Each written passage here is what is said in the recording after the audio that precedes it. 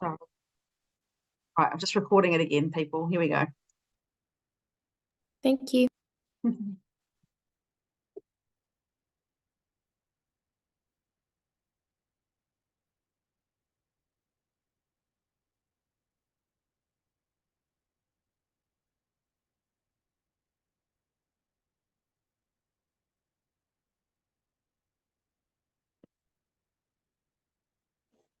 Sorry, we can't hear you. I don't know if anyone else can. Oh, can you hear us now? Yes. But you can't hear the video. No. I can see the screen and I can see your faces. Right. But you can see the screen and what it's Yes. actually indicating. Can you work out Yes, the court. Yeah. So umpire B does this half here, and that whole sideline, and the back line. So this is the team bench. This is team umpire A, is the team bench umpire. And this is what we call the walking umpire B. Will you get told which umpire you are? You work that out. Yeah, what you do, remember at the class you do paper, scissors, rock with your co-umpire. The umpire who wins the paper, scissors, rock is the umpire A. Okay? And the umpire B is in charge of the ball. That means you've got to take the ball across the court. So always doing paper, scissors, rock to find out which side of the court that you're going to be umpiring on. Okay. Okay, and this here, this is the bench side. So this is where your scorers should be standing, right on that word side, right in the middle. And then the team should be setting up on either side of the scorer. The teams consist of the subs, the manager, the coach, their gear bag, their water bottles, and all that. On the other side is where the spectators go, all right? So in this video, it's also pointing out, so you need to be running on the outside of the court. If people are standing too close to that sideline, you need to move them back, because if you end up standing here and umpiring here, you will end up pushing all the players over onto the other side of the court. So that's why we say try and get as far as on the outside of the court as you can. People in the way, tell them to move. We don't want any bags or any people, just go back, any bags or any people standing on the ends of the courts, okay? Because you guys need to get around here to umpire down here.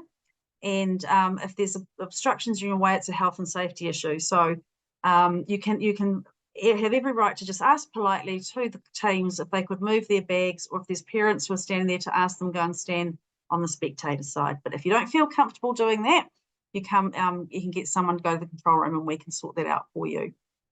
So that's just umpiring the court. So it's split down the middle. Umpire A does this side. She controls all that side and the back line. And umpire B does this half, that whole sideline, and this back line. All right. Any questions on that? Have a look here. No, thank you. Great. Just to remind you that you can't umpire on your co-umpire's end of the court. So if something, can you put your thing up? Yep. If something happens there, umpire B cannot make any calls in that area. Okay. Even though you're tempted to, no. Yeah. All right. Okay, so that's What if it's on the boundary line? what boundary line? You mean in the middle? No, across on their side. If they don't spot it, should we call it? No. The only things that you're in charge of, if it's umpire B down the sideline, you can see that hand going up and down the side there. The only things that you're in charge of is when the ball goes out of court. Now, if the umpire misses things that goes wrong inside those lines, then it's just missed. Okay. What if they go to shoot a goal and they miss, and then it rolls onto your edge of the court? Do you call that? That's out of court. If it goes out of court, it's out of court. And so umpire B. So if it goes out of court down here, yeah, umpire B makes the call and says out of court, throw into whoever, and then controls that throw in on that sideline down here. Okay. If the ball goes out of court on this end, on the ends, then that's umpire A, because remembering when the ball goes into that circle, you need to be on that back line, okay? And you need to be up and down around the back line here. So if the ball goes out of court, that's your court, umpire A. And if the ball goes out of court on this side, it's B. Yeah? Is that clear? Yes, thank you. Great. Yep. Okay. Yeah.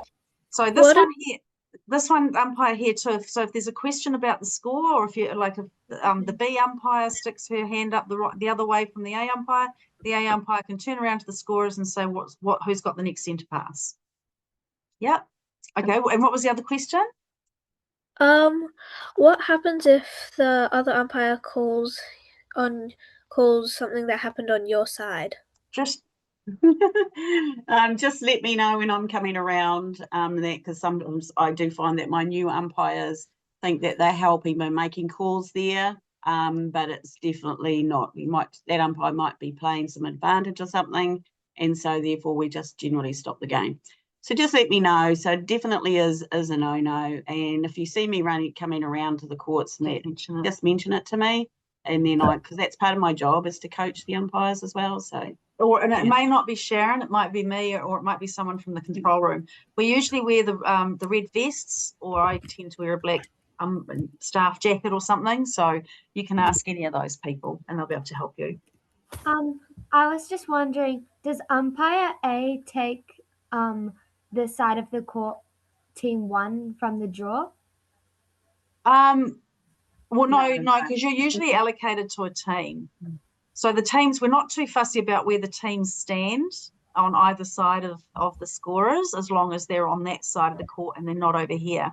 The other reason we like the scorers to be here and the teams to be here, not only is it space and health and safety for you guys, but also if we get called out to the court, then we want to know where these people are, so we can have a chat to them if we need to. Okay, thank you. Yeah, cool. I have a question. Yep. So does your is your team, maybe you're umpiring, does they score on the same side that the same boundary line that you're umpiring on? So basically, remember when you're umpiring and the team has to provide an umpire. So every time you're umpiring, you're a neutral umpire. Yes, you're just the umpire that the team has provided. So that umpire team could be team 1 or they could be team 2. But for you just need to know that you're a neutral umpire, and it doesn't matter which side of the which end on the A bench side that they stand. So you might not have heard it in the video, but the umpire A stays on this side the entire game, and umpire B stays on this side the entire game. The changes are made with the teams. The teams are the ones that change ends. So whilst some games this will happen, some games the ball will continually go down this end all the time, but then they will change ends, and then the ball will probably end up going down to the B end more often, because that's just the way it goes with primary. Okay, some teams can be stronger, so the ball will be constantly down this end, and this umpire is going to be very busy running around, but then she'll have a break, because if the team swap ends, they'll be going the other way. All right, does that make sense? Yeah. Can you ask the scorers to know if you forget what side whose ball it is? Yes, absolutely. Absolutely. That's why they're there. Okay. All right. Yeah. Thank you. Can you converse with the other umpire while the game, I don't know, during quarter time or something? Just if you're unsure about the rules. Yeah, so wondering about a call. Yeah, so what should be happening, they like to call it team white. Okay, you are team white. The two umpires, you are working together to control this game. Okay, it's not so you need to talk to each other. So when you get to the court, we're going to talk about this in a minute. You talk to each other, and you can talk to each other in the quarter, and make sure you're on the same page. You don't need to stay with your teams. All right, it's best not that you stay with your teams, because remembering that you two umpires stand together, and you should be standing by the scorers at each quarter break. Okay, so that you're looking at that neutrality stuff going on, and you have that conversation. When you go to your court, remember in my classes I taught you to always introduce yourself to your co-umpire so that when you meet at the quarter breaks, you're having a conversation as well. Yeah. Okay. And we will talk about that a little bit further on. So team benches, where are they? Does anyone know? So this is our court plan here at Netball North Harbour. Courts 3, 4 and 5, and this is the car park down here. And this is the officials room where you are allowed to go in and put your bags and stuff, okay, on a Wednesday night. We don't have that facility. Hibiscus Coast here, they don't really have an umpires room, no. So these are all the courts. So we tend to place from court 6 to 21 outside. So all the team benches are the motorway side of the courts, all right? So everything on the motorway side of the court is where the scorers should be and the teams, okay? And that umpire A, that team bench umpire. On the other side is where the spectators are meant to go. All right, so some of it's a little bit different down here because you've got they've got the seats on court 13 and 14, so it's okay for the spectators to sit in the seats because they're well away from the side of the court. All right, so that's the benches for Netball North Harbour. And what happens if you find that you've got too many people on your team bench? Basically, all the parents are standing next on the team bench, and you don't feel like you can tell them to move.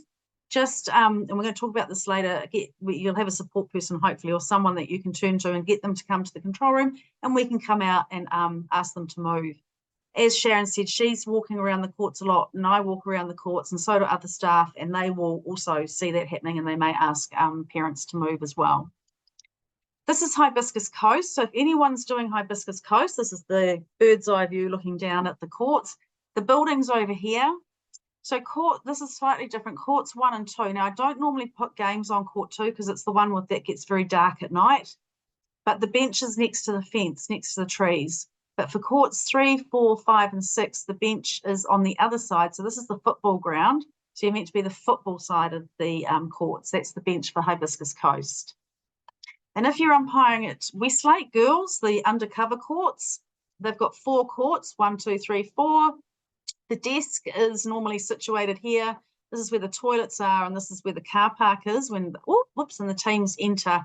And here, the bench again is on that northern side of the courts, okay? So this is where the soccer grounds and hockey pitches are. And this is where we park, so they should be on the other side of on the court, all right? And then for Warkworth, if you're umpiring up there, we've got 4 courts, or there's actually 5, but there's a pump track here, don't ask. But these are the 3 courts that we're going to be using the most. And again, the team bench is on that pump track side of each court, and the spectators are on the other side of the court. All right. But we will help you with all that sort of stuff. All right. When the games get started. Yeah, so we've come to the umpire's uniform, and remembering that you're not allowed to be dressed the same colour as the teams that you're umpiring. You are needing to be in an umpire's uniform.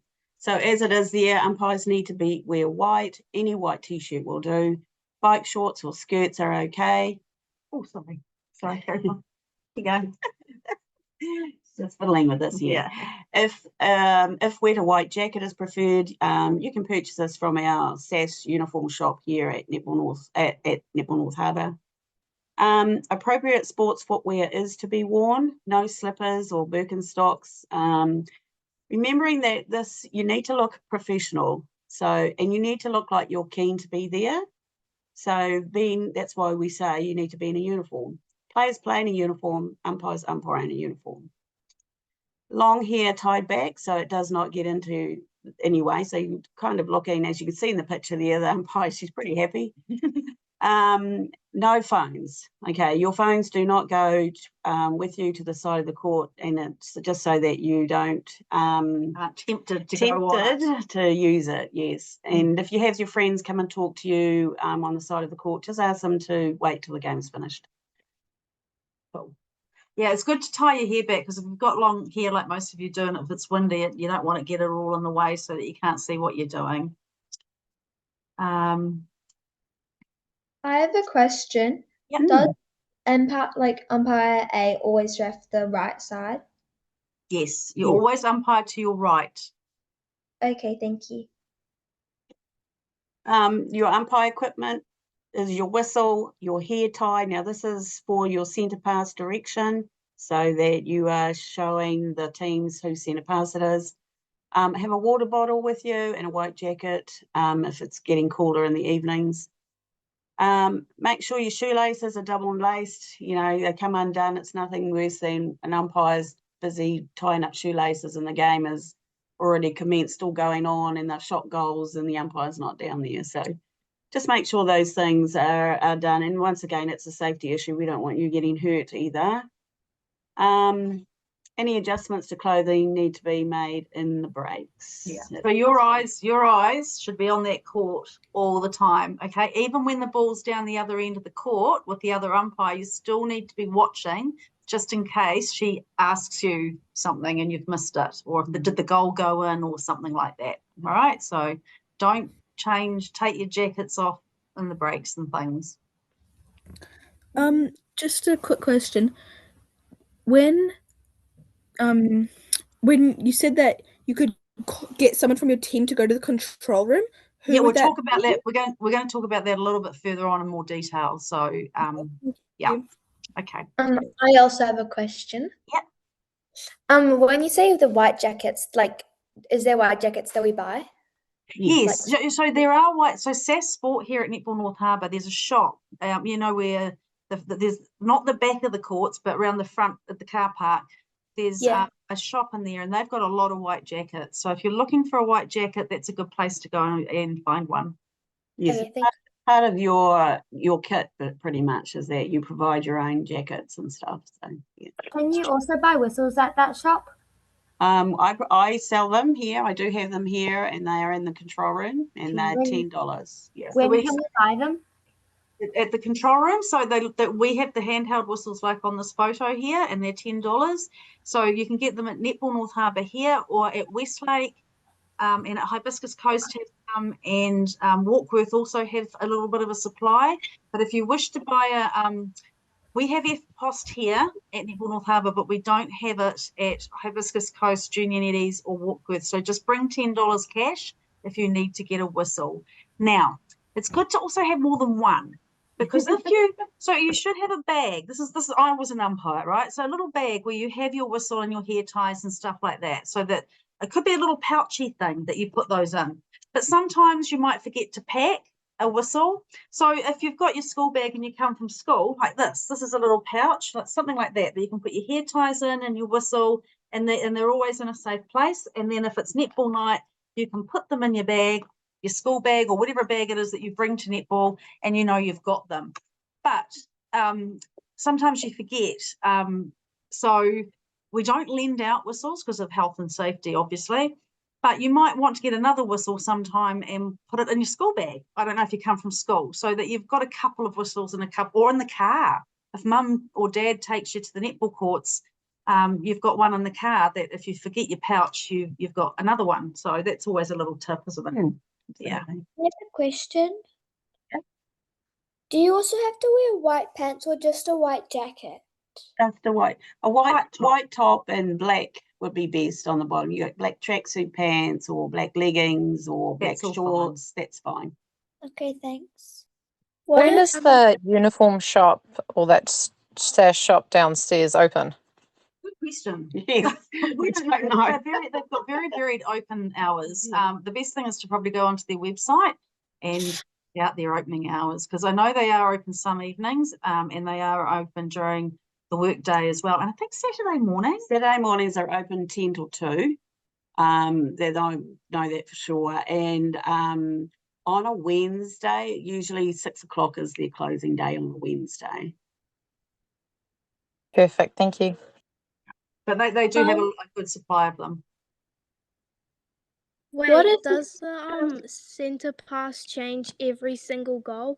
Like, yes. And that's why you have your odds and evens. So when you swap your band over on your hand, so you know which way the centre pass is going. So any time where you're not sure, you always turn around if you're umpire and ask the two scorers, who's centre pass, please. Okay. And they will tell you. Tilly. Does umpire A like always tell the centre pass first, so umpire B can just No. So both umpires, remembering that both umpires with your band on your hand, you should be showing your direction with your hand like this. Okay, and then when you change your bands and your hand goes that way, both umpires need to show which way the centre pass is going. But generally, the umpire B will watch what umpire A is doing, because A will probably need to ask the two scorers. But if if you put your hands up and you're both going in different directions, then you ask the scorers whose centre pass it is, and then they will tell you. Okay, thank you. Yeah. Does the no jewelry allowed also apply to umpires? Yes. No, So no, it doesn't apply to umpires. you can wear earrings. You don't have to cut your nails. It's only the players. Cool. All right. So game time. Game time. Do your checks on the teams before the game start. And now remembering this can only be done in the team bench areas. Okay, so team one, you check team one. It's good that both umpires do this together. Okay, if you are there together, then do it together. It shows a united front pretty much. The things that you don't allow is no jewelry. Okay, so no jewelry is allowed. No, there is no taping of earrings or anything else except for medical alert bracelets. No watches or Fitbits or bracelets. Okay, remembering that this is a safety issue and we want to make sure that all players are looked after without anything that's going to harm them. So the ruling says no player can wear anything that can endanger themselves or other players on court. So this is why we're really strong on that. What Check in about your beads and hair? No, definitely not. No. What? That's adornment. So they're called Okay. adornments, and beads and braiding. And if that's usually done at the latter part of the year. So you're talking about the beads and the braids that everyone goes off to Fiji in the July school holidays and comes home. Yeah. So they are allowed, but they've got to be tied up. So there is a rule in the rule book that every player has to have their hair tied back, and that will apply with those beads. So as long as they're securely secure on their heads and aren't going to fling around and take other players out, then that's fine. So if they've got long hair and the beads are at the end, we have to get them to put in a bun? Not necessarily a bun, but they might be able to put quite- another hair tie around them so they don't flick around so much. They're not singular and they're going to hurt somebody in the face or in the eyes. Sweet.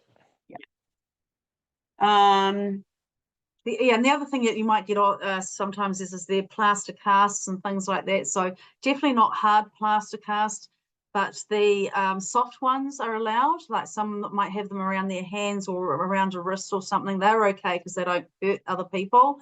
Other things are glasses are definitely allowed to be worn on court. I think there's some children with some hearing aids and stuff. They are allowed to wear those on court.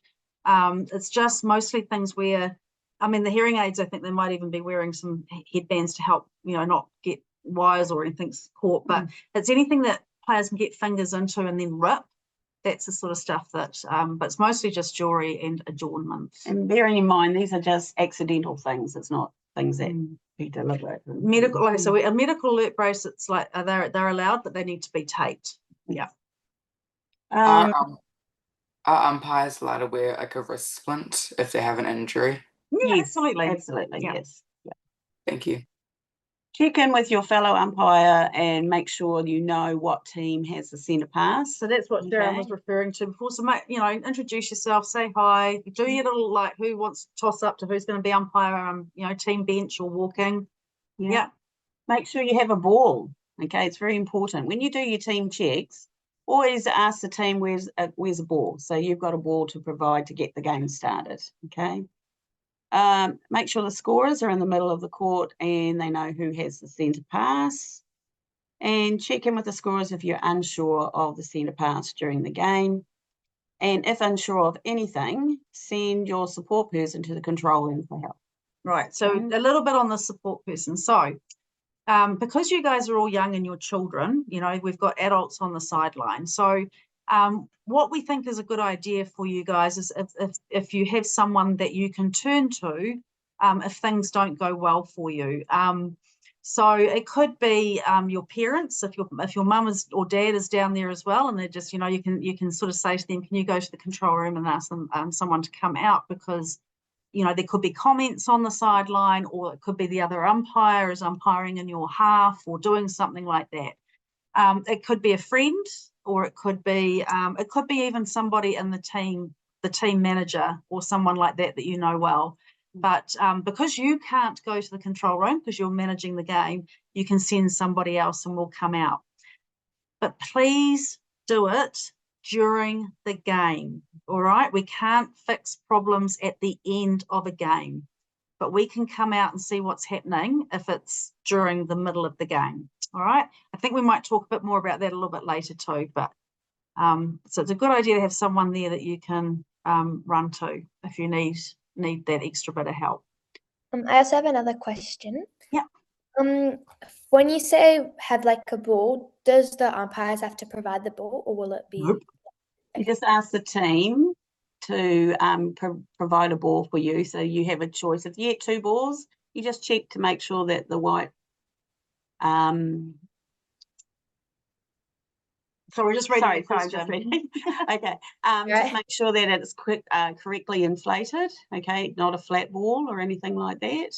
But the teams are to provide a match ball, not you. Yeah, but you just need to ask the teams for a match ball so that when the timer goes and the centre is in the netball court, in the middle of the court, she's got a ball ready to start. All right. Yeah. Do you want to answer that? Answer this question. Is it okay if a player has clear like tubes keeping their piercing hole open, or is that not allowed? No, it's not allowed, because basically something could drastically happen with that being ripped out, and now that child has got big hole in their ears, and it's not very nice to witness something like that. So the international rule book states no jewelry.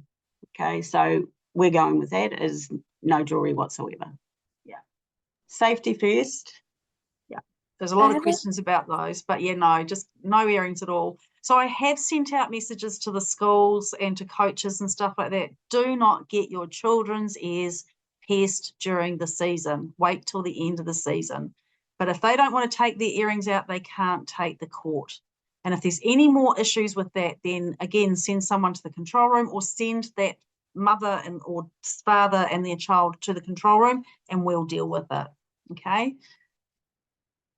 Just say, like, you know, you need to go to the control room and talk to them. Okay, because they can probably argue with you for quite a while. Yes, there are different ball sizes. So if you're playing year 4s and 5s, you have a size 4 ball. If you are year 6s and above, you are using a size 5 ball. Okay, so definitely 2 different size balls.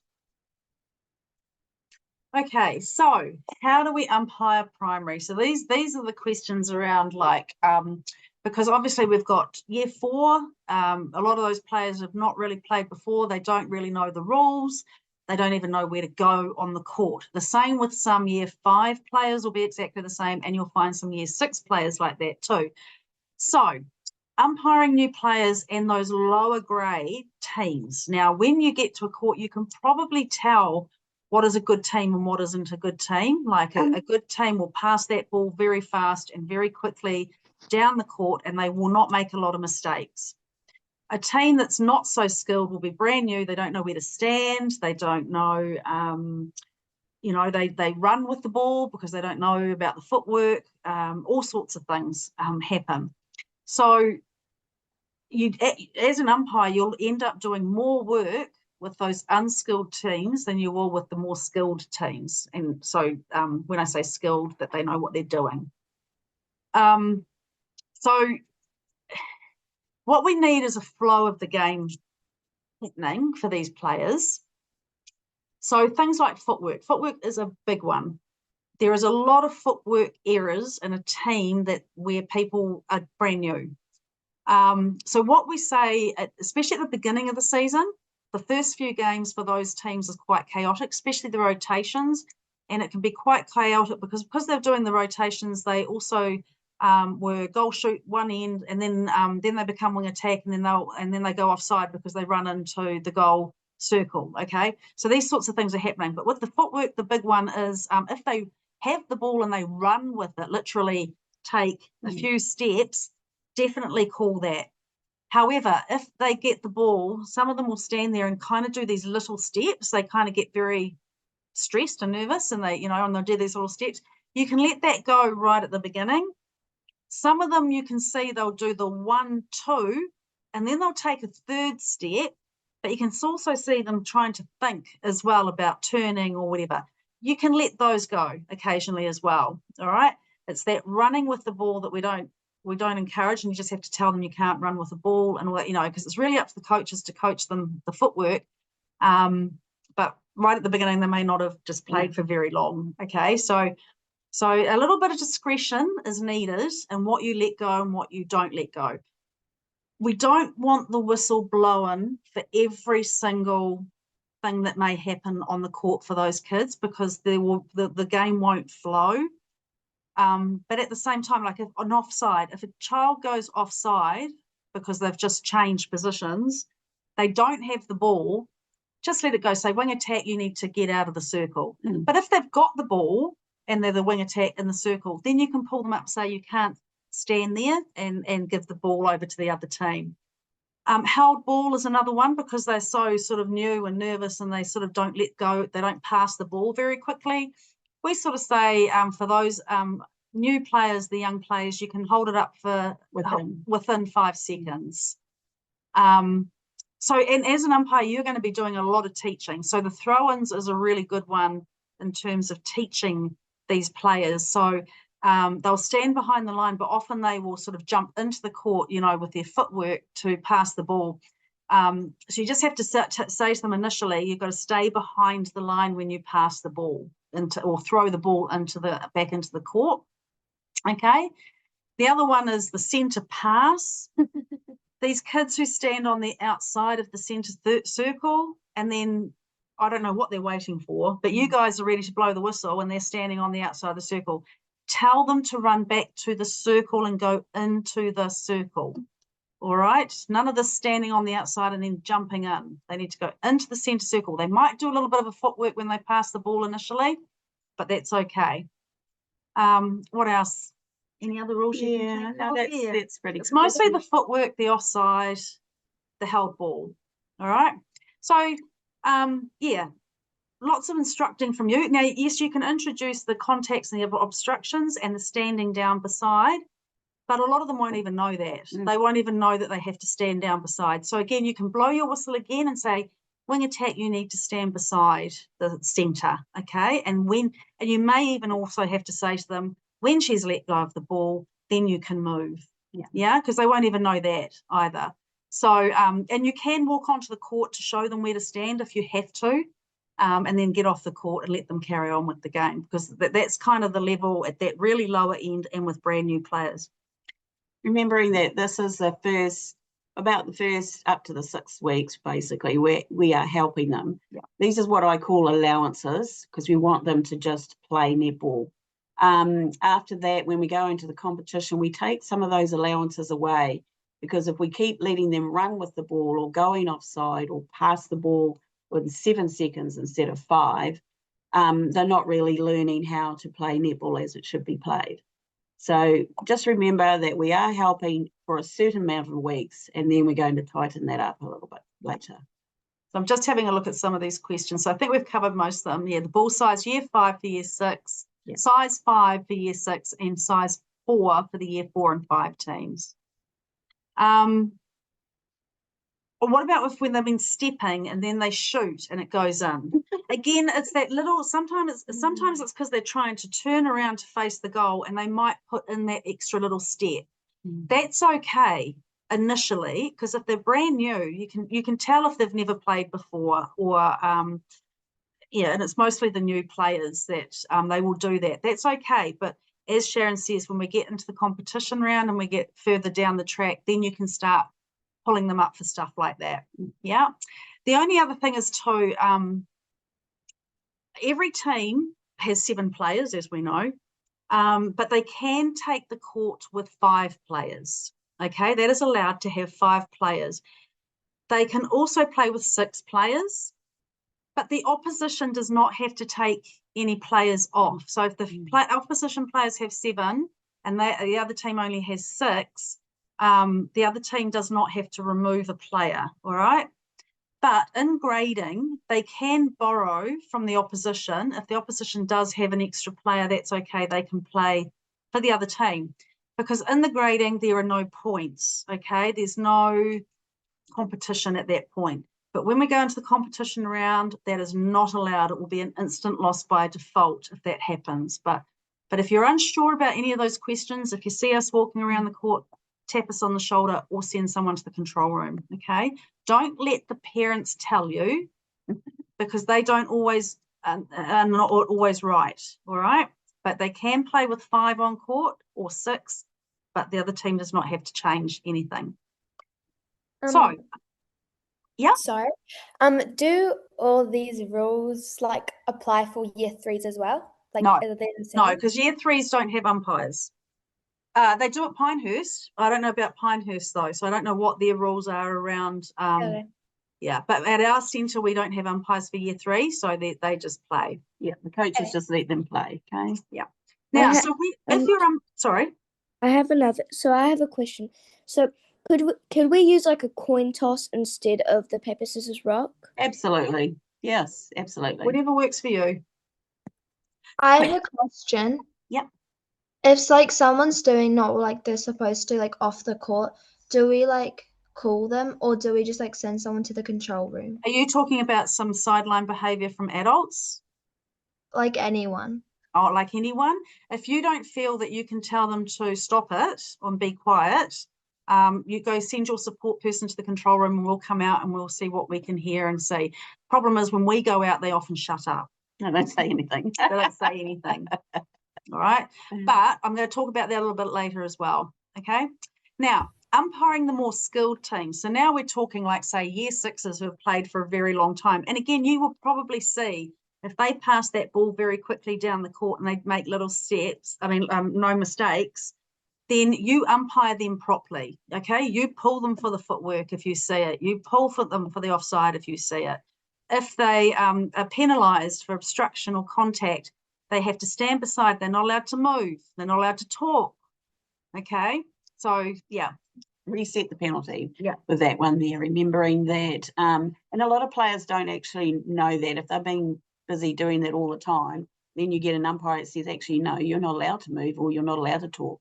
When I say talk, they're busy chatting to their team to say, pick up my player. She's behind you. Yeah. So you can't be doing any directive things at all. When you're standing down, you're standing down and that's it, nothing else. Standing behind the line at a throw-in, it's very, very important that they do not put their foot on the line, okay? So there is a measurement. It's around about 6 inches behind the line now that you need to stand. You're not allowed to stand up into the line because that becomes an incorrect throw-in. So make sure there's a bit of a gap and you're able to help them with that. I wouldn't be doing it on the entire game. I'll probably do it a couple of times. And then if they still do that, then I might start pinging them because they're not going to learn if I'm keep telling them how it should be done. So these older kids, like these kids in these pictures here, they're year 6s and they were top teams last year. You know, they know how to play and they should know the throw-in rule and stuff like that. The same with the centre pass too. When they're running, they should be running back to take the centre pass, okay, not just walking and taking their time.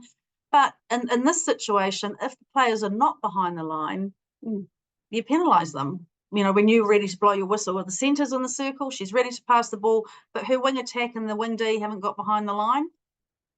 Yep, you still have to blow the whistle. As soon as the centre steps into the centre circle, that starts the game. Regardless whether the players are behind the line or not, you have to blow the whistle.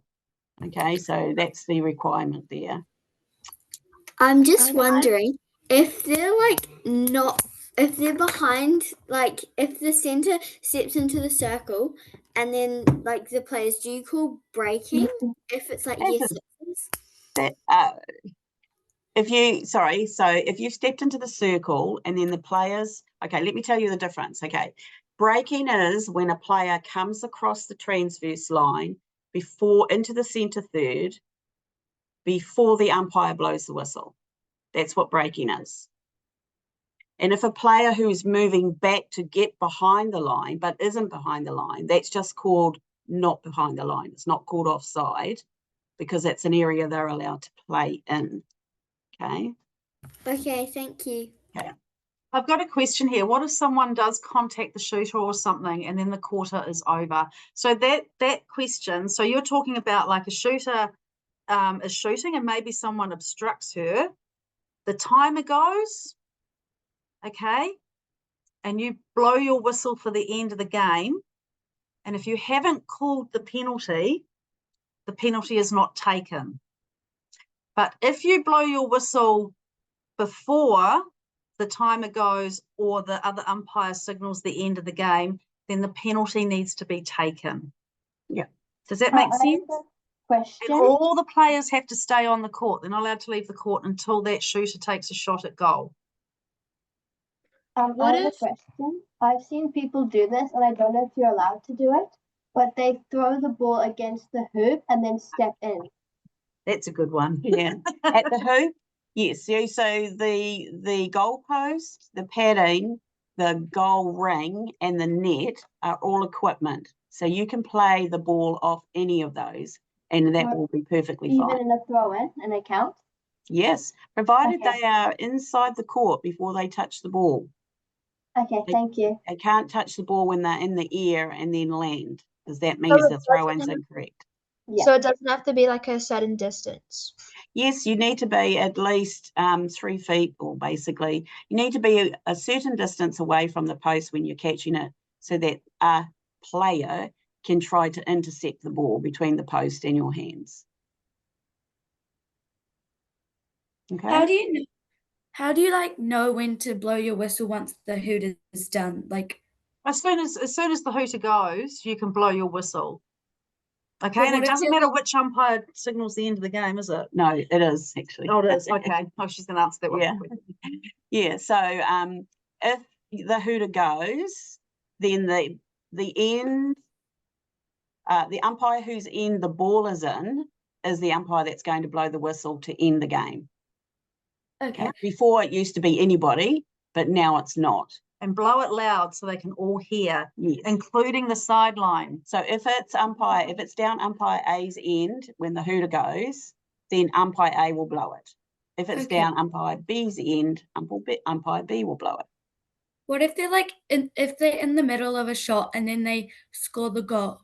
Like they're in the middle of the shot and the hooter goes, do you give them time to shoot it? No, if they're still in their hands, when the hooter goes, this is where you've got to be very careful with your whistle. When you hear the hooter, and you've blown your whistle and the ball is still in that player's hands, that's the end of the game. If the hooter goes and you've blown the whistle and the ball is in the air, then you can allow that ball to have a shot, for that ball to, you'll look to see if that ball goes in the goal. Okay, Goal Tilly? is not Okay, scored thank until you. that ball has gone past the hoop. Provided the ball's in the air, we do need to wait to see what the result is. A question about like passing to the hoop and back. What would you call it for? Like if it like is too short, would you Short call pass? it pass? Yeah. Short pass, which is that one. Okay. Thank you. If someone's being like violent or like constantly doing obstruction and contact, can you take them off the court? Not really. This is where you need to get somebody to come and get me or any one of our staff members. And there is a bit of a process and a protocol that we need to do first for that. So best to try and make sure that one of us is there so that we can handle it.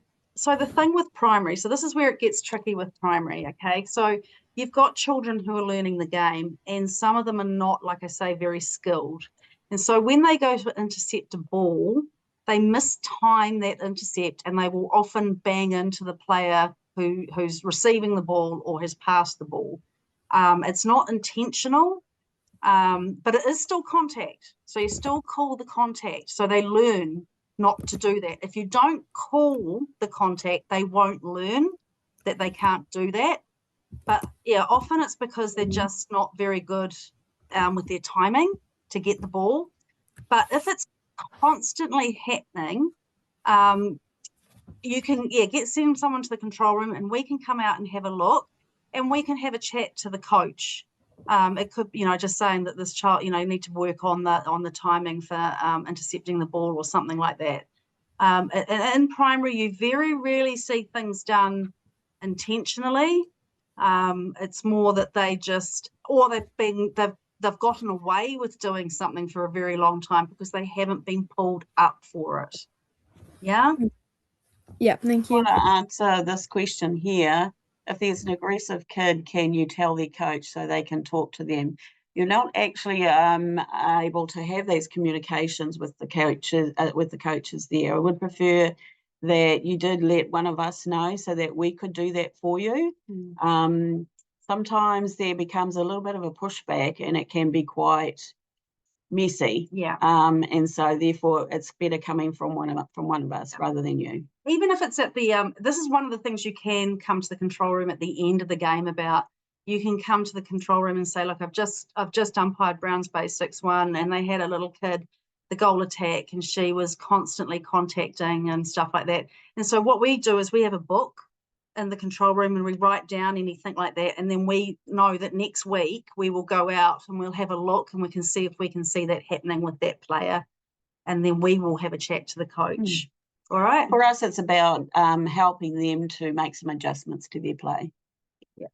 So so someone's asked about the short, how short is too short for a pass, we're talking? Yeah, so short pass, basically it's just got to remember it's sufficient space for a player to be able to intercept the ball with a hand, not the body, a hand, okay, from between the thrower and the receiver. Yeah. I have a question. Like, if 3 kids are like grab the ball at the same time. Good question. It happens all the time in primary, doesn't it? Yeah. Yeah. So you can talk. They don't have toss-ups anymore. So as would this be opposing players or players on their own team? Like 2 players in your own team and like 1 other. Okay, well, and we'll talk about the other one as well. So if it's 2 players in your own team and they've done it at the same time, then it doesn't matter who lets the ball go, okay? And this won't be a short pass because no one caught the ball first. If they caught it at the same time. If they caught it at the same time. But if one player caught it first, slightly before the other, and then the other one put her hands on it, and the person who first caught the ball took her hands off, now that becomes a pass. Okay, so just be aware of who caught the ball first, and that's the one you're going to watch whether they take their hands off or not to decide. Okay, and the scenario that I see all the time, and which you guys probably do too, is what happens when 2 players from the opposition grab the ball and they don't let go, because that happens all the time in primary. No one wants to let go.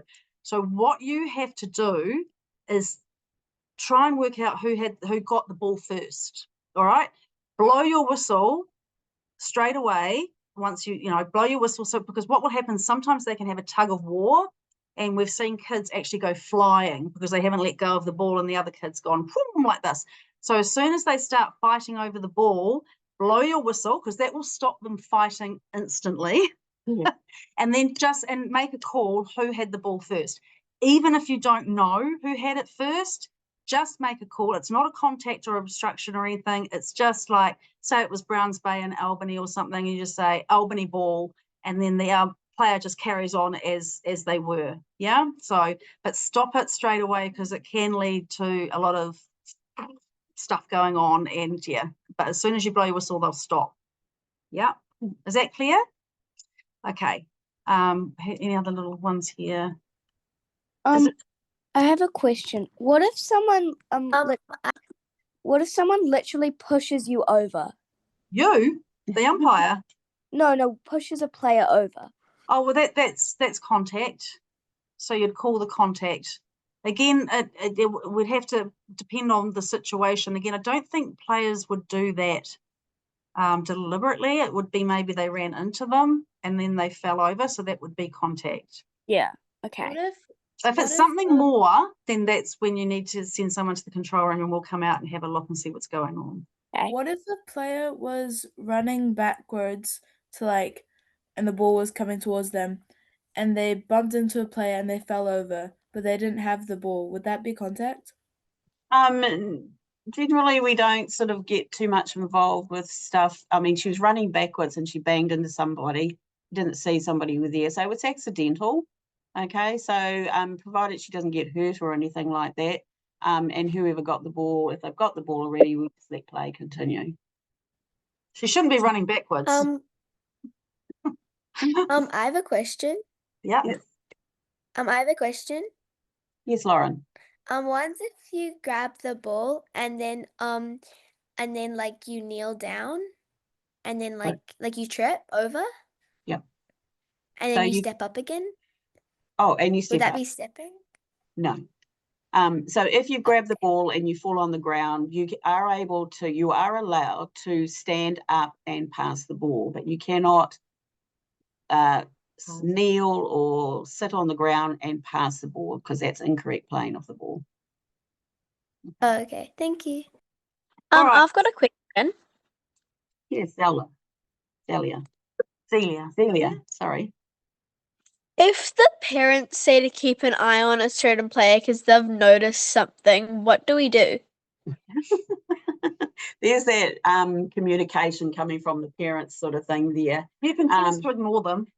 Probably best if you do don't take that on board, because it might influence you when it shouldn't be, and that therefore once again at the quarter break you could have a communication with your co-umpire, or you could get somebody to go and come and get us, and once again you could communicate to us and we'll have a look at it. I have told all the coaches and managers at the Primary Information even that they're not allowed to talk to you, but some of them don't realise that. So, but yeah, I would ignore it, and just, you can, you're umpiring, you've been watching the game all the game, so yeah, I'd ignore it and just. But if they're constantly on your case, and then you need to send someone to the control room.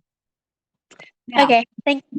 you're welcome. Now, after grading, we go into our competition round, and this is when the teams start playing for points, and it starts getting a little bit more intense. But this is when we start pulling up for more things. So yeah, so remember we did all of those allowances. We allowed a little bit of footwork. We allowed them a little bit of going offside. We allowed them doing a throw in probably a little bit incorrectly. That comes off now. Okay, so now they have to do it properly, and you actually find that once they know that they have to do it properly, they actually do play a better game.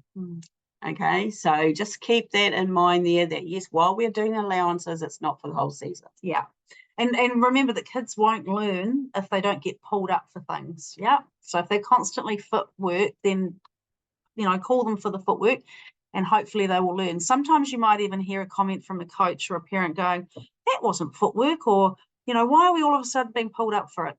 Ignore it. Ignore anything that comes from the sideline. You saw it, you pull it. You don't have to answer to anybody. Okay.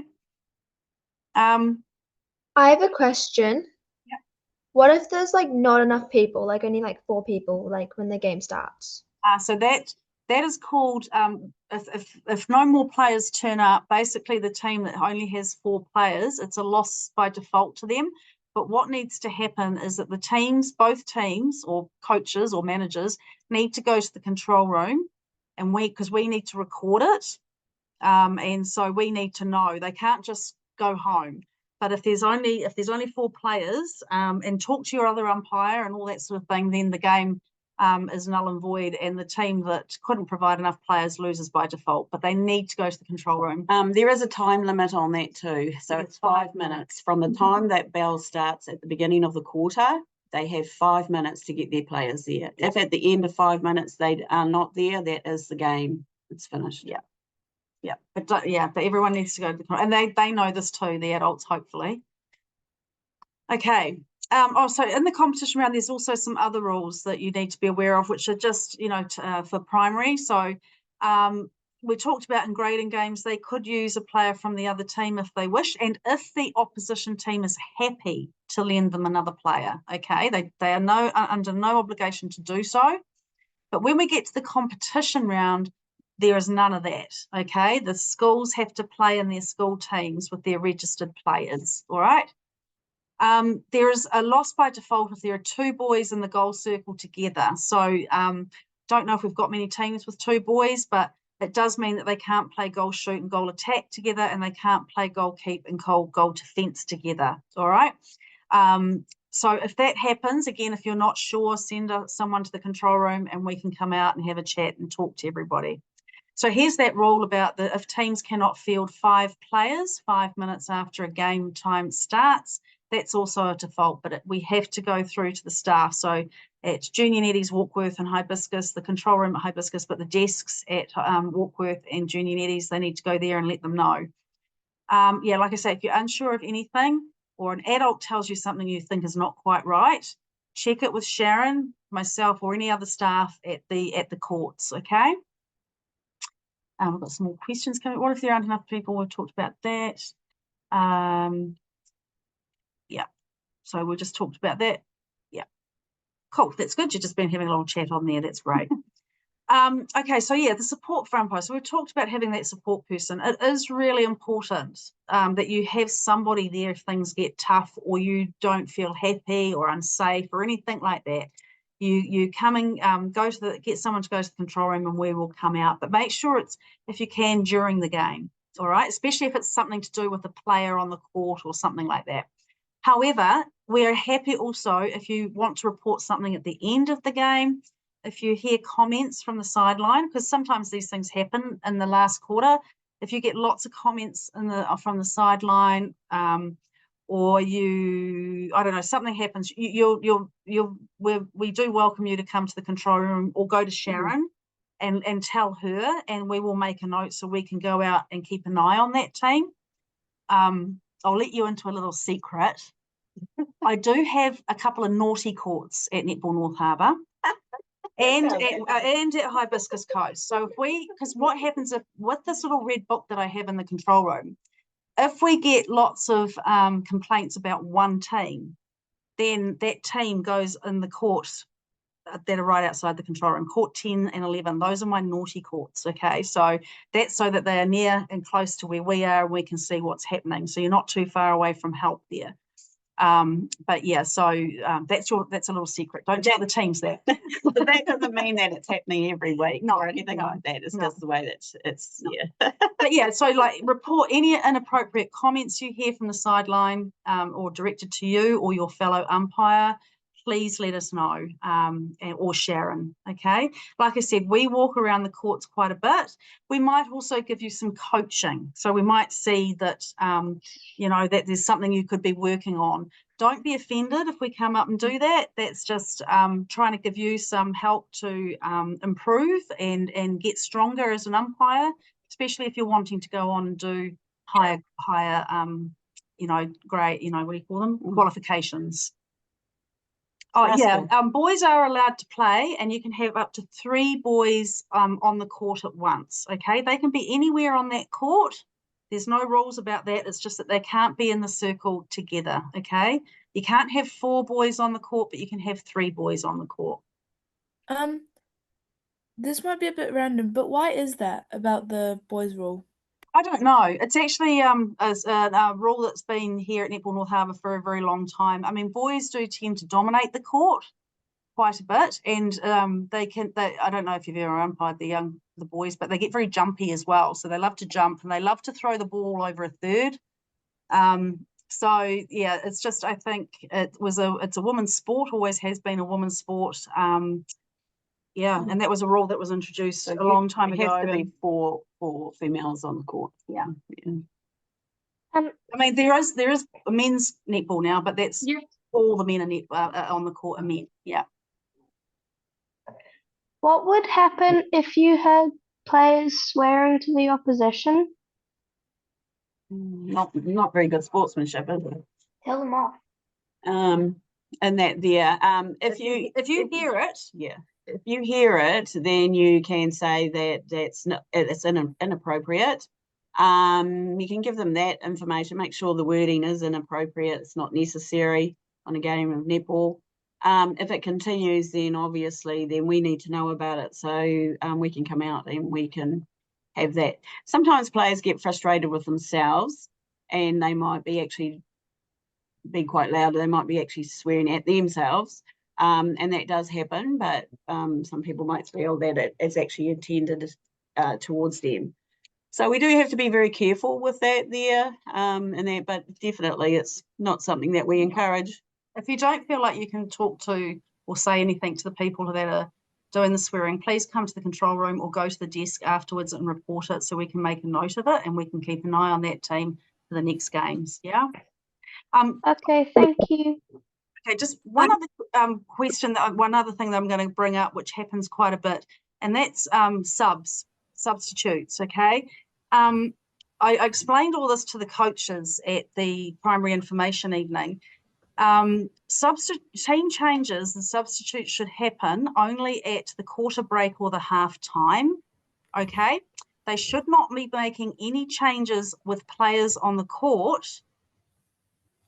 unless they have told you that they need to make a change, okay? And only they would make a change if it was down to injury, because sometimes what happens with primary is that some of the kids will start crying on the court and because they've hurt themselves and they want to come off. You may see it as an umpire and you can stop the game. If you see a child who needs to come off the court because they've hurt themselves, you can stop the game, make note of where the ball is, who's got the ball, and the team can make the change. If they can't make the change, you just carry on until they've got a player that's ready to go back onto the court. But they should let you know that the player is coming back onto the court, and they should come back on probably at the next centre pass. So during a tournament, we have rolling subs, but this is not a tournament, this is the competition. And in a tournament, rolling subs are when the coaches can make changes whenever they like and they don't have to tell you. But in the competition, if they're making a change with a team player, they need to let you know that they want to make that change, and that should happen at the most of the time at the centre pass. Yeah, at the centre pass time. But unless it's an injury and a player falls over and she's not getting back up again, then you can halt the game, get the player off, and then replace the player if they need to be replaced, and then the game continues. The other one is also if there's any children who are asthmatics or diabetes or anything like that, and they need treatment, they have to come off the court, okay? Because if you see a parent running onto the court with an inhaler to give to a player, stop the game and say that child needs to come off the court, okay? They can't be treated whilst they're playing on court. All right. I have a question. Like, if someone gets hurt, do you do you blow your whistle and stop the game? Yes, if it's in your area and that you can see that there's a lot of players when they're running hard and they fall over, and generally it takes their breath away. So they take a bit of time to get themselves together. You do actually have to stop to make sure that nobody else is going to fall over them or anything like that. So it is a bit of a safety thing. And if they get up and carry on, then we just get on with the game. Otherwise, they are replaced. They can move to the sideline and they can put somebody on to replace them. And technically, players are not allowed to play if they're bleeding. So if they've got blood running down their knees or because they've scraped their knees, they need to get a plaster. So they need to come off, and hopefully the team manager or coach has a plaster and can clean them up. But yeah, so plasters are allowed to wear on court and bandages and things like that. But yeah, technically they should come off. I have a question about signing in. You said that at Whakaparo we need to sign, like at Hibiscus, we need to sign in. Would you just go to the main office and tell them that you're there? And that'd be signing in? So at the window, there's a window there at the building. Each umpire is to go in and tell them that they're there for whatever team that you're there with. Okay. And if you're available for another game, let the staff know, because there could be teams who are looking for an umpire, because sometimes umpires, get sick and can't make it at the last minute. So, if you can do another round, just let them know. Yeah, okay. Thank you. Just have a question here about, can you go up to a child and explain something to them, like if they keep getting called for something like that? So remembering that we're not coaches when we're umpiring, it's the coach's job. We need to be very careful when you're approaching a player there, and about how we have this conversation to the player without them getting all upset about it. So I would definitely probably say no. You could probably See, Casey has answered it probably. Yeah. You can explain it when you call it. yes. You know, so if you're calling obstruction constantly with the child because they're too close, tell them they have to step back. Yeah, just say to them, you're standing too close. You need to be further back when you put your hands up. When you if someone goes off to get like an inhaler or something, do you continue the game? Yeah, absolutely. Absolutely. The game doesn't stop because it's up to the coaches on what they need to do. So if an injured player or an ill player comes off the court, then you just restart, okay? Unless the coach has told you they've got another player they want to put on. So it's up to the coaches whether they replace that player or not. Because it might be she has a few puffs, she feels better, and she might go back on. Yeah. When you say restart, do you restart the center pass or just No, keep you restart from where the ball was. That's why when you blow your whistle, if someone falls over and hurts themselves, you take note of where the ball is. It could be in somebody's hands, okay? And so you blow your whistle to stop the game and say injury, you know, and the adults will probably run on because that's what they like to do, and they'll take that player away. And as soon as that player's been replaced or whatever, then you say on my whistle and restart, and then away they go. Whoever had that ball, yeah. What if the ball was on the ground? Make a call who had it last. Okay. Remember, we don't do toss-ups in a game. Yeah. Yeah. And if you don't know, just make a call. Yeah. Because sometimes you don't, you know.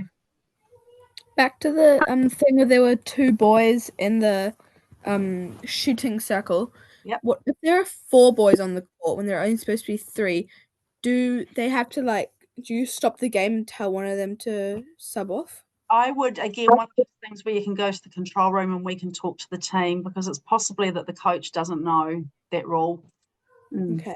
Okay, so we'll just let someone say, oh, you know, run to the control room and we'll come out and have a look and we'll talk to the coach and then get it sorted.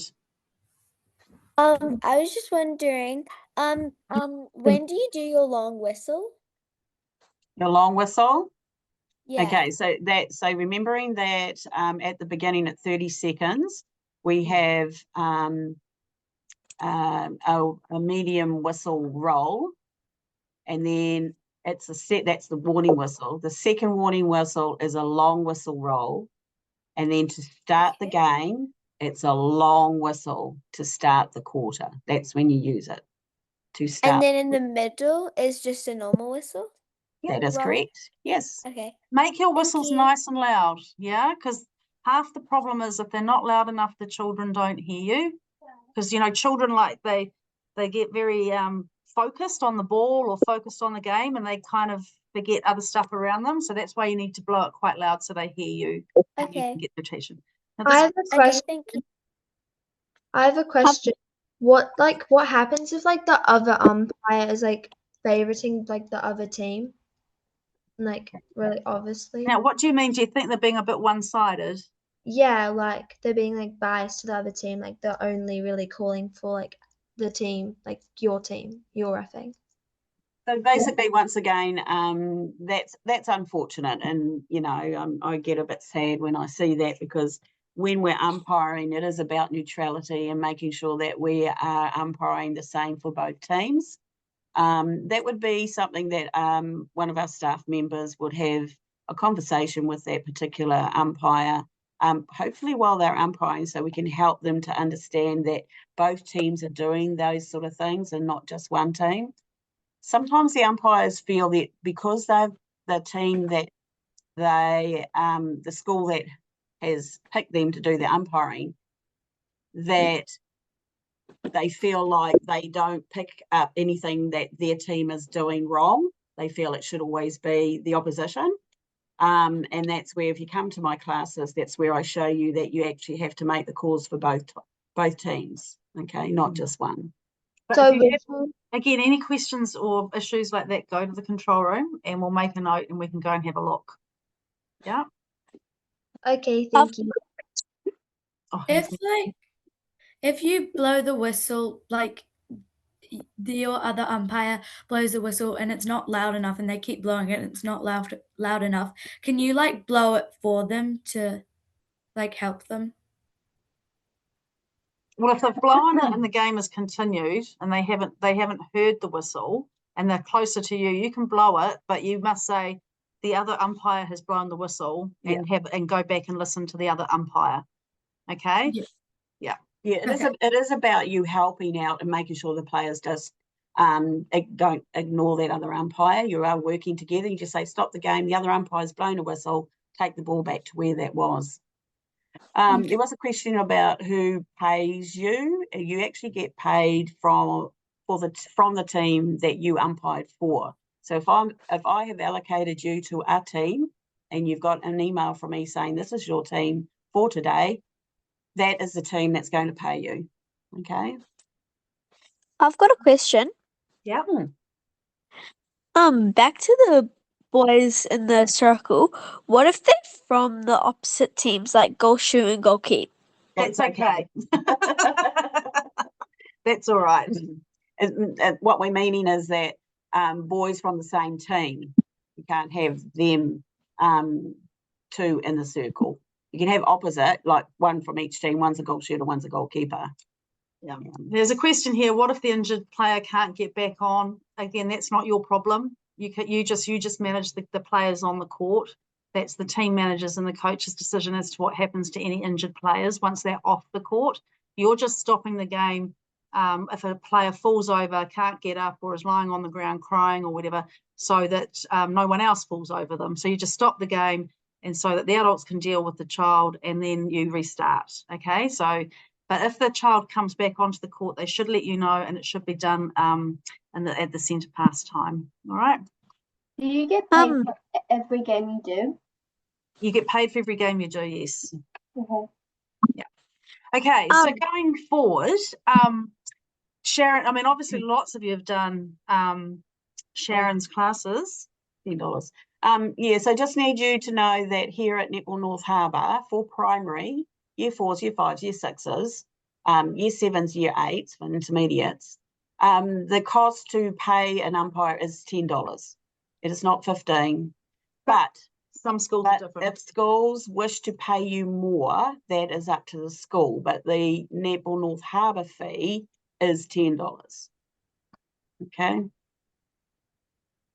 We are struggling to find a team to umpire for. Is there any way that you guys can help with it?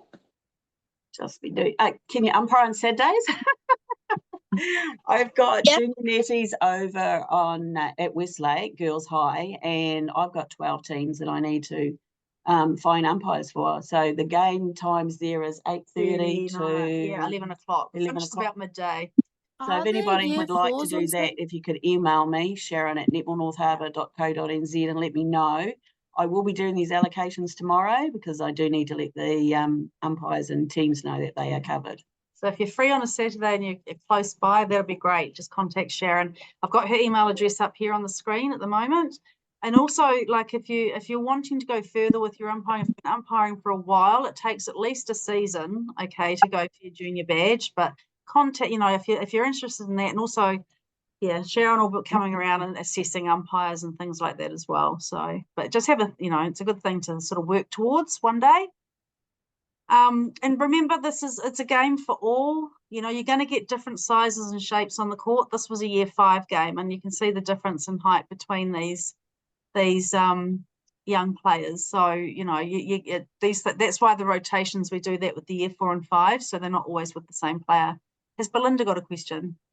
Yeah, sorry, you said you allocate umpires to teams. We've got a year 4 team. I was under the impression we had to find our own umpire.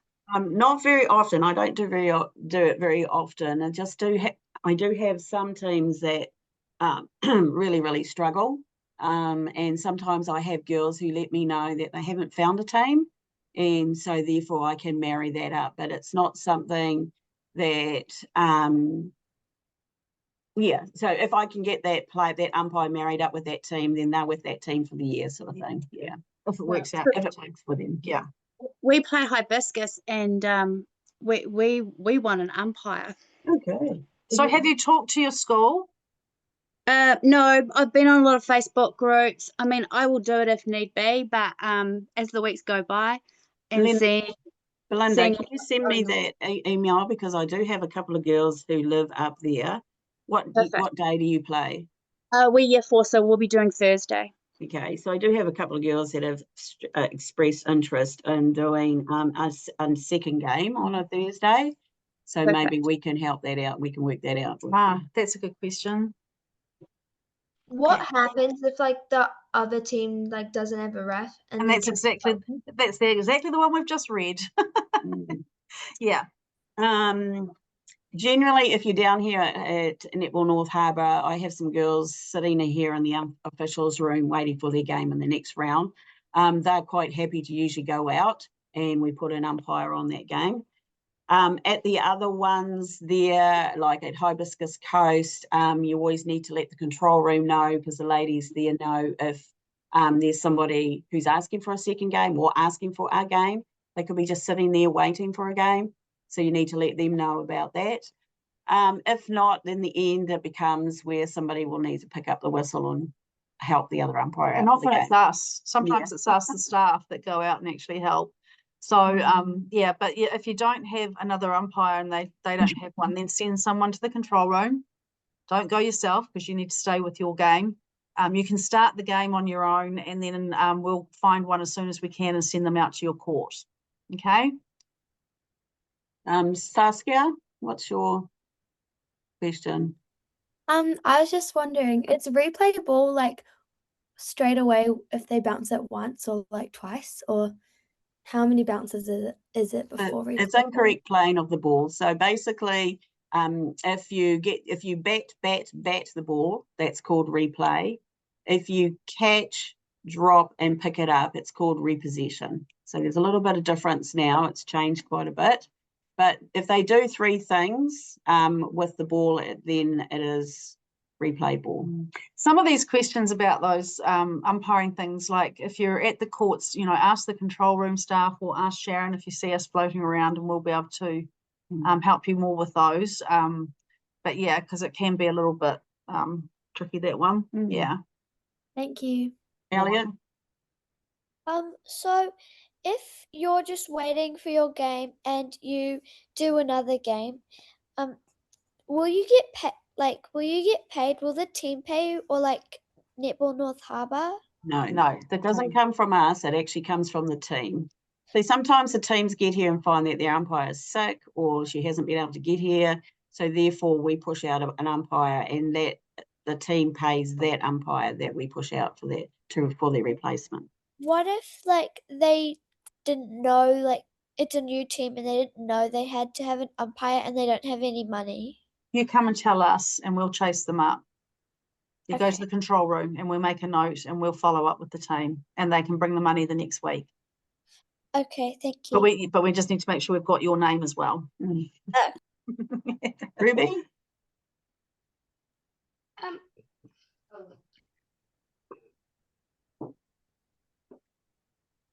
Hello, are you done? Ruby, are you there? Hello? Danny, are you there? What happens if your team has been allocated an umpire but you arrive halfway through the game? What happens if your team is allocated an umpire? Oh, so are you the umpire that's allocated to the game? And you were late? Is that what you're saying? Yeah, I'm the one late, and someone else was umpiring. Depends who I've got. And that's halfway through the game there, I'd probably look to keep that umpire who started the game to do it. And then I may look around to see if I can find you a game to do in the next round or something like that. Yeah. So unfortunately, I know these things happen. It's accidental. You can't get here. Something's waylaid you. So there's a question here. Is there a mentor to help for new umpires for the first few games who watches the whole game? So no, we can't. So that's Sharon and me and other staff members that we have. If you're doing a brand new game and you're a little bit nervous when we start next week, don't be too scared, because there's going to be a lot of new people doing a lot of new things. So there's going to be a lot of new umpires, but there's also going to be a lot of new players who don't know anything as well. Okay, so don't get too stressed in these first few weeks. But if you are feeling a bit nervous and all the rest of it, just if at Netball North Harbour, if you see Sharon, if you go to the umpires room, that's where Sharon normally is, unless she's out on court. If she's not there, you can go to the control room, and we've got radios, and we can radio Sharon. But you know, and we can wander by your game and have a look and see how you're getting on and stuff like that. But we can't be there to watch the entire game, unfortunately, because we've got too many games that we need to keep an eye on, especially at Netball North Harbour. But there are more staff at Netball North Harbour. But at Hibiscus and Warkworth and stuff like that, the staff can come out and have a look and just keep an eye on things. But, you know, I mean, I know you'll be a lot nervous if you're brand new, but don't worry. There's a lot of other new players and things like that. So remember that the first few weeks, I said, are pretty chaotic because everybody's learning. So, yeah, and that's why we give the primary players quite a few games to settle in terms of grading, and they don't play for competition until a bit later because we want them to just settle down, learn the game, learn the rules, and then we start playing for the points. Yeah, so if there was a team that only had 4 players, as I explained before, they need to go to the control room, okay? They don't just walk off. The game's over, okay, if they don't have 5. How do I raise my hand? I think is that press reactions. So I think, yeah. Yeah, I can do. Yeah, okay, that's great. If you've emailed Sharon, if she's looking for some umpires. Oh, where's my, yeah. So just remember, so it's a game for all. You might see some of this on the sideline. This is one of our young umpires here. If this is happening to you, that's where your support person comes in to help you, okay? Don't feel like you have to put up with it, or don't feel like you have to speak to them. We will do this. We will do the talking. It's because it's mostly adults that you will hear things from. And just remember to what, if you follow us on, I don't know if you follow us on Instagram or Facebook, I don't know, you might be too young for social media, but definitely look at the website. This is for the parents. If you're looking for information on future coaching courses or anything like that, that's where we tend to put most of our information. And we've just got a couple of we'll just take maybe, three more questions, and then I think we'll leave it for tonight. But don't forget, we will be at the court, so you can ask us. Yeah. Elliot. So you can umpire multiple games. How late are like the latest games?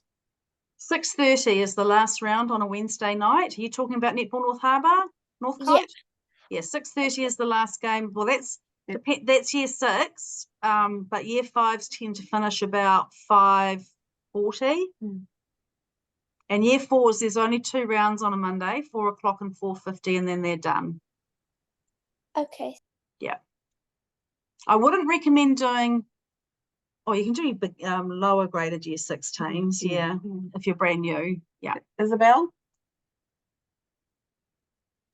Have you got a question? Okay.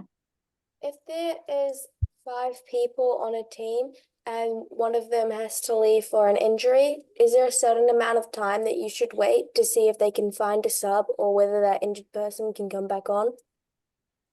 That drops them down to 4 immediately. If that player is unable to come back on, then that game is defaulted. Okay, thank you.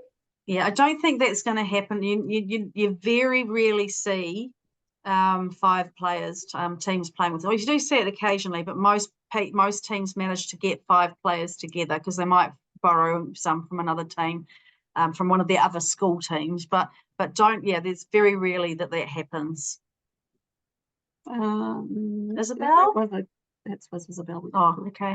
Was Kirsten, were you there? No, she's gone. Okay. All right, so I think we're done. I think that's all the questions, but yeah. That was my question. Okay. So yeah, so thank you, everyone. I hope you've got something out of tonight. Going forward, yes, we just want to get some nice consistency going across all our umpires. Like I say, if you do have any questions or any issues or any problems, go to the control room, find Sharon at the courts at Netball North Harbour, and Sharon often goes to Warkworth. She'll be there. She'll be at Hibiscus Coast occasionally, and she's often there on a Saturday as well as myself, but I'm not there as often as Sharon. And then we've got the staff who are all there as well. And we also have copies of the rule books at each place as well. So, you know, if you need to look up a rule, the rule book is there. But like I say, you can download the rule book on your phone, which is really useful if you're not sure about a rule. All right. But thank you guys for everyone for coming tonight. I have recorded it except for that little bit of glitch at the beginning, and I will put this up on the website if you want to look back at it at any stage. All right. So Thank you. Have a good evening, and we'll see you all next week. Thank you so much. Bye. Thank you so much. Bye. Thank you. Thank you. Bye. Thank you. Thanks. Thank you. None of those kids are in my class.